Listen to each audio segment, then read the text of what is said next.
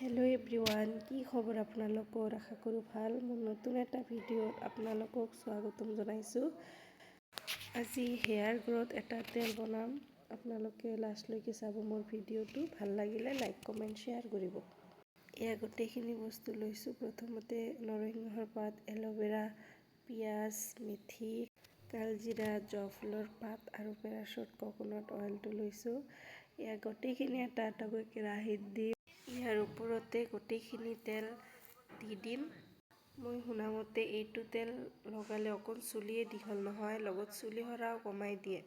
যিয়ে নহওক, এইখিনি গোটেইখিনি বস্তু মই মিডিয়াম ফ্লেমত ভাজি ল'ম। এয়া চাওক, কালাৰটো চেঞ্জ হৈ আছে। বস্তুখিনি ৰংচোৱা নোহোৱালৈকে এনেকৈ লাৰি থাকিম। এয়া হৈ গ'ল। এতিয়া এটা চাকনিৰে চাকি মই এটা কাঁচৰ বটলত উঠাই ল'ম। এয়া চাই আছেনে? এইটো চিৰামৰ বটলত উঠাইছোঁ আৰু এটা ক্ৰীমৰ বটলত উঠাইছোঁ। ফাৰ্ষ্ট টাইমে বনাইছোঁ। কেনেকুৱা হৈছে কমেণ্ট কৰি জনাব। Bye bye.